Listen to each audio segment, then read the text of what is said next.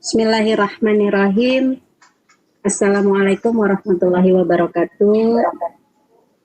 Alhamdulillahirrabbilalamin. Pertemuan kita hari ini bisa setelah tadi di sesi 4 kita bertemu lagi di sesi kelima ini. Sebentar, kok ada feedback ya. Mudah-mudahan pertemuan ini lancar insya Allah. Dan hari ini kita yang bertugas ada saya Emilia sebagai host, kemudian dibantu pematerinya adalah Ibu Ai Nurlaila dan akan dipandu oleh moderatornya adalah Ibu Merlin. Bagaimana suara saya, Ibu Merlin, Ibu Ai? Ada Bu, terdengar. Jelas, oke. Ya. Siap. Soalnya suara saya kedengaran ke saya ada feedback. Ya, baik, yang lain sudah di mute. Terima kasih. Terima kasih kepada Ibu Ai yang hari ini menjadi pemateri dan kepada Ibu Merlin sebagai moderator. Sama-sama Bu. Ya. Untuk menghemat waktu, karena tadi sudah telat juga, forum ini saya berikan kepada moderator untuk membimbing kegiatan hingga selesai pemaparan. Maka kepada Ibu Merlin saya persilahkan. Terima kasih Ibu Emilia. Enggak. Selamat siang Ibu-ibu. Selamat siang Ibu. Selamat siang Ibu Merlin. Ibu Dewiana, Ibu Elis Hasana, Ibu Heni, dan Ibu Didi yang selalu setia. Akhirnya kita bisa hadir di sesi berapa ini ya? 6 ya? Sesi 5. Sesi 5. Kita bisa hadir di sesi yang kelima. Terus buat sesi-sesi selanjutnya dan tugas-tugas yang akan datang. Oke, hari ini kita akan bersama-sama mendengarkan sebuah pemaparan materi dari Ibu Ai Nurlaila, Sarjana Pendidikan. Nah, Ibu Ai ini lahir di Tasikmalaya tanggal 9 April tahun 1982. Beliau mengajar di TK Islam Al-Muhajir 2002 sampai dengan sekarang. Wow, lama sekali Bu. Sekitar berapa tahun gitu? 18 tahun. Salah ya? Ya, 18 tahun betul. Oh, iya Bu Merlin sekitar segitu. Oke deh, beliau lulusan dari Sarjana dan Guru PAUD di UPI. Oke, untuk tidak membuang waktu, kita akan mendengarkan materi yang akan disampaikan oleh Ibu Nurlaila. Tentunya itu materi yang sangat menyenangkan, idenya saja sudah menyenangkan. Gimana selanjutnya? Oke Ibu, silakan.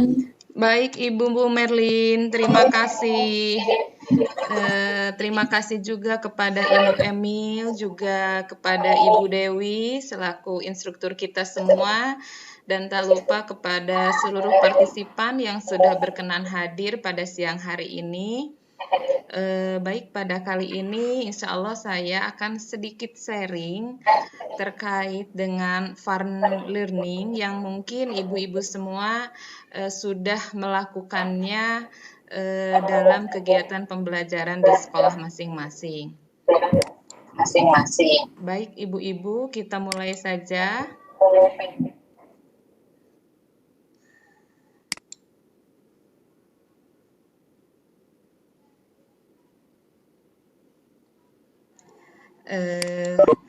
Baik, menurut Bapak Ibu, apa sih yang terbayang ketika mendengar kata fun learning?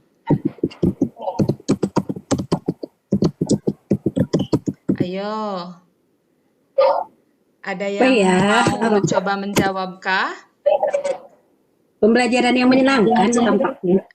Oke, Bu Emi, ada lagi yang lainnya? Oke, Bu Ai. Nah, ada Bu Heni. Oke, Bu Heni, Ya, boleh asik memberikan sekali, menyenangkan. sedikit ininya pandangannya mengenai fun learning. Suaranya kecil sekali Ibu Leni. Oh ya, betul. Ini nggak tahu ini apa namanya karena petir mungkin ya. Tadi jadi agak ini. Udah mulai kedengaran suara saya, Bu? Iya, kedengaran Oke, Bu Bu, Heni. ada. Oke. Luar biasa Bu Ai Nurlela ya. Menyampaikan sharing yang tentu bermanfaat untuk anak usia dini. Amin, Saya amin. pikir fun learning tidak hanya untuk anak usia dini ya. Iya. Semua anak-anak rasanya harus happy ya untuk belajar. Jadi apa namanya? Saya akan mendengarkan Bu Ai dulu fun learning di PAUD itu seperti apa. Yang jelas mari kita ajak anak-anak kita untuk happy saja di kelas. Oke. Demikian, terima kasih. Hatur nuhun Ibu Heni pandangannya. Sami-sami. Kemudian terima kasih juga kepada Ibu Emil yang tadi bahwa katanya fun learning itu sesuatu yang menyenangkan.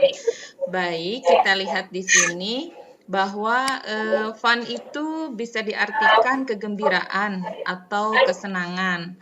Sedangkan learning itu bisa kita artikan belajar atau mempelajari. Sehingga fun learning bisa kita artikan yaitu sebuah proses untuk mempelajari sesuatu dengan segala metode yang menyenangkan.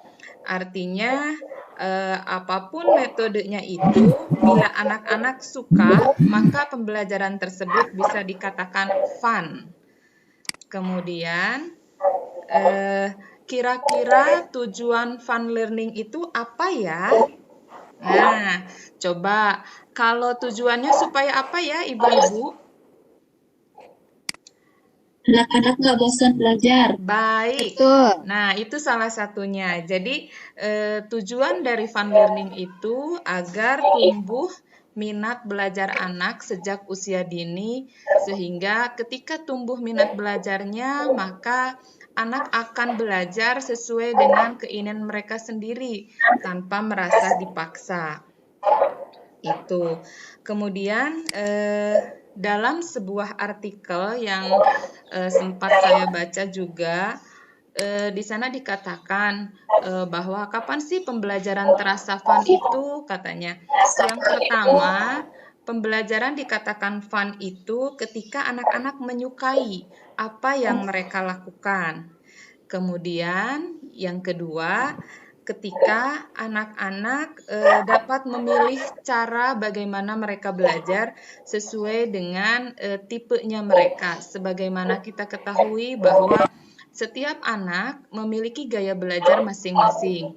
Ada yang tipe auditori, ada yang tipe visual, maupun ada yang gabungan tipe auditori dan tipe visual. Kemudian yang ketiga, pembelajaran terasa fun ketika anak-anak merasa nyaman dan merasa aman dengan kita.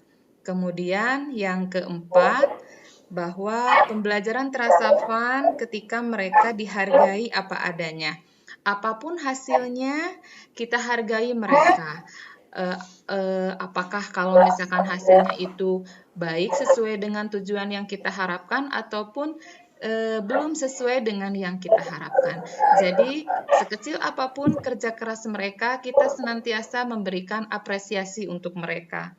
Kemudian yang kelima, bahwa kegiatan pembelajaran itu akan terasa fun jika lingkungan yang ada di sekitar anak dapat menginspirasi mereka. Dan yang terakhir, pembelajaran dapat terasa fun itu ketika tidak ada masalah pada saat anak melakukan kegiatan mengalami kegagalan dan anak diberi kesempatan untuk mencobanya lagi gitu. Kemudian untuk selanjutnya, bagaimana sih caranya agar pembelajaran menjadi fun? Nah, berdasarkan beberapa artikel yang pernah saya baca dan kemudian akan saya rangkum di sini bahwa pembelajaran akan menjadi fun ketika bagaimana ya? Nah, yang pertama bahwa kegiatannya itu bermain sambil belajar. Seperti kita ketahui bahwa dunia anak adalah dunia bermain, maka sampaikanlah kegiatan melalui kegiatan bermain. Kemudian dunia anak, dunia bermain, pasti semua anak akan suka kegiatan bermain. Maka sampaikanlah apapun pengetahuan yang akan kita berikan melalui kegiatan bermain. Kemudian yang kedua, bebas memilih cara belajar. Artinya bahwa anak diberi kebebasan untuk memilih kegiatannya sendiri dan bagaimana cara dia belajar. Di sini tidak ada paksaan dari guru ketika anak-anak menyelesaikan proses kegiatan belajarnya seperti apa, tetapi berikan sepenuhnya kebebasan kepada anak untuk mengerjakan sesuai dengan gaya tipe belajar mereka masing-masing.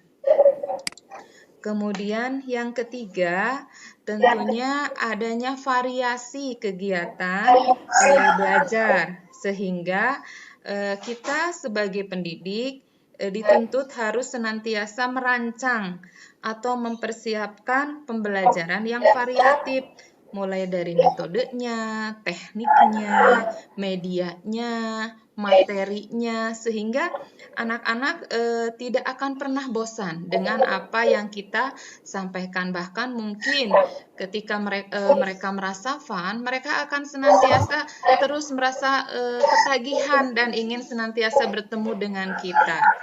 Selanjutnya, yang keempat, bahwa pembelajaran itu harus interaktif. Artinya di sini kita harus melibatkan seluruh siswa, sehingga anak-anak akan terstimulasi seluruh aspek perkembangannya. Tidak ada anak yang dispesialkan, sehingga semua anak mengalami memperoleh hak yang sama untuk mengembangkan seluruh potensinya. Selanjutnya, nah di sini guru harus komunikatif, katanya seperti itu. Kenapa? Karena ketika guru komunikatif, tentunya anak akan merasa senang. Kemudian kemampuan berpikirnya akan tersimulasi dengan baik, sehingga hal ini dapat mempermudah peserta didik untuk mengembangkan potensinya. Guru yang komunikatif itu yang seperti apa sih? Mungkin salah satunya humoris. Kemudian empati pun juga diperlukan agar anak semakin nyaman berada di sekolah. Untuk selanjutnya, nah ini berikan apresiasi dan motivasi. Artinya anak senantiasa diberikan penghargaan agar dia merasa dihargai apa adanya, serta motivasi mereka supaya tidak takut dan terus senantiasa mencoba ketika anak tersebut mengalami kegagalan. Jadi ketika anak mengalami kegagalan, tidak putus asa karena senantiasa diapresiasi dan dimotivasi oleh gurunya tersebut. Nah, kemudian untuk selanjutnya, apa saja sih kegiatan fun learning yang bisa kita kembangkan di sekolah? Tapi sebelumnya saya mau tanya dulu nih kepada Bapak dan Ibu semua, kira-kira bentuk kegiatan seperti apa yang menyenangkan yang pernah dilakukan oleh Bapak Ibu di tempat mengajar? Mangga, barangkali ada yang mau mencoba mengemukakan atau menyampaikan kegiatan apa yang pernah dilakukannya di sekolah. Ikutan lah Bu, saya mau coba. Biasanya kegiatan-kegiatan yang melibatkan praktek itu membuat anak menjadi lebih tertarik gitu ya untuk belajar. Oke, kemudian berarti lebih kepada seperti praktek langsung ya, Bunda Emil ya. Kemudian yang lainnya ada lagi kegiatan fun learning yang sudah dikembangkan di sekolahnya?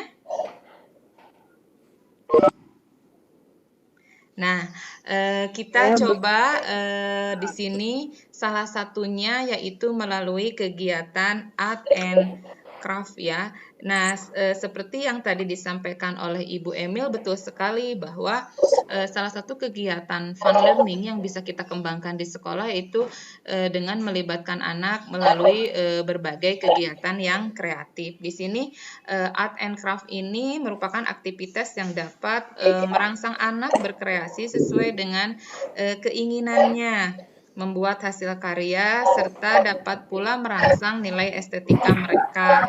Contohnya, salah satunya melalui kegiatan menggambar atau kegiatan bermain warna, atau seperti yang tadi Bu Emil katakan, membuat produk yang merupakan memang ini hasil dari kreasi mereka, bukan tuntutan maksudnya dari kita ya, paksaan dari kita. Jadi murni ini sebagai ide dari anak-anak itu sendiri. Kemudian selain art and craft, kemudian ada juga storytelling.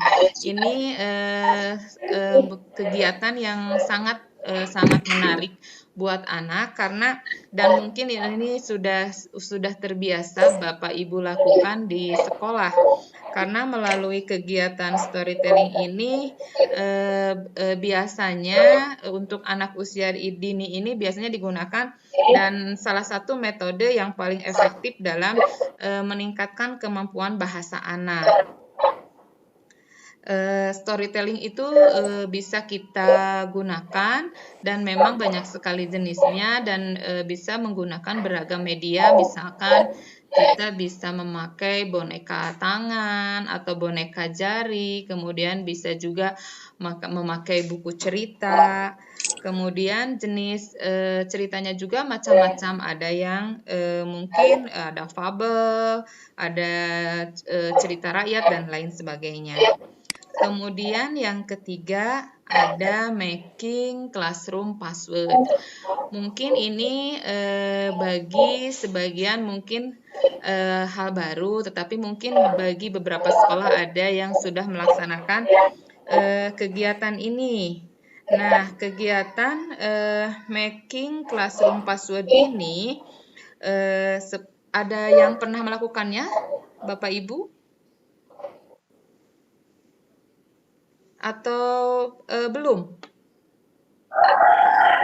Nah, baik. Kalau begitu, making classroom password ini bisa kita buat sekreatif mungkin oleh guru, kemudian disepakati pula dengan anak-anak dalam memilih simbolnya. Biasanya, making password ini digunakan sebelum masuk ke dalam kelas. Jadi kita menyediakan beberapa gambar atau simbol yang ditempelkan di depan pintu kelas. Kemudian sebelum masuk kelas, anak-anak memilih gambar sesuai yang mereka inginkan. Misalnya, anak memilih simbol hati yang kita artikan penuh cinta. Jadi ketika anak memilih simbol hati, maka anak-anak akan memeluk ibu gurunya. Atau misalnya gambar tos, gambar tangan sedang tos. Jadi anak-anak bisa melakukan tos dengan ibu guru. Ataupun gambar-gambar yang lainnya. Ini ada salah satu contoh kegiatan making classroom password. Namun sebelum ke sana, saya akan jelaskan dulu kegiatan fun learning yang keempat, yaitu mood matters atau smiley face. Mood matter atau smiley face itu salah satu bentuk kegiatan di mana kita bisa mengetahui bagaimana keadaan anak di hari itu, apakah anak-anak itu senang, ataukah misalnya sedih, ataukah misalnya sedang sakit, atau apapun itu, sehingga pada saat anak mengikuti kegiatan pembelajaran, kemudian ada sesuatu hal, kita bisa mengetahui, oh mungkin si anak ini kurang semangat nih mengikuti kegiatan ini karena di awal kondisinya atau moodnya sedang kurang bagus, seperti itu. Atau Mood matters ini bisa kita berikan ketika di akhir kegiatan pembelajaran sebagai bahan evaluasi kalau misalkan kegiatan kita itu menurut anak-anak sudah menyenangkan atau tidak ya. Kemudian anak-anak merasa hebat nggak dengan kita selama sehari ini gitu. Jadi itu juga bisa dijadikan sebagai bahan evaluasi buat kita untuk membuat perencanaan di hari berikutnya. Kemudian ada juga motivation word. Nah, motivation word ini berupa kata-kata motivasi. Biasanya ibu guru sudah melakukannya pasti setiap hari, setiap dalam kegiatan pembelajaran. Bentuk dari motivation word ini bisa macam-macam tergantung dari kreativitas ibu guru. Nanti akan saya coba perlihatkan juga. Kemudian yang terakhir daily notes atau kids note. Nah, daily notes ini merupakan kegiatan yang bisa dilakukan di akhir kegiatan pembelajaran. Jadi pada saat anak sudah mengikuti kegiatan kita seharian, kita bisa mengevaluasi melalui daily notes ini. Bertanya kepada anak-anak kegiatan apa saja sih yang sudah kita lakukan, dan anak-anak bisa menuangkannya dalam bentuk gambar, kemudian bisa juga dalam bentuk kata-kata sederhana bagi anak yang sudah bisa menuliskannya tentunya dengan bimbingan ibu guru. Nah, mungkin itu beberapa kegiatan yang bisa kita kembangkan di sekolah. Kemudian nah, ini yang tadi kita berikan terkait dengan making classroom password. Kita lihat dulu ya. Ini salah satu bentuk contoh kegiatan making classroom password.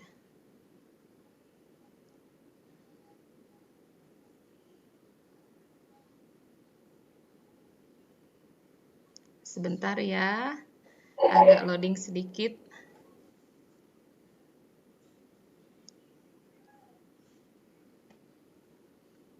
Mohon bersabar menunggu.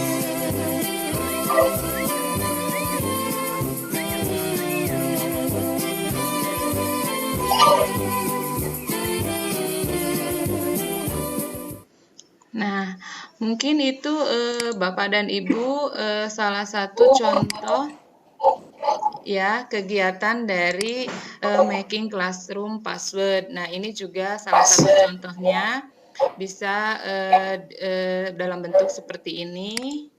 Kemudian, nah ini yang tadi smiley face ya, yang bisa dijadikan sebagai bahan evaluasi untuk kita.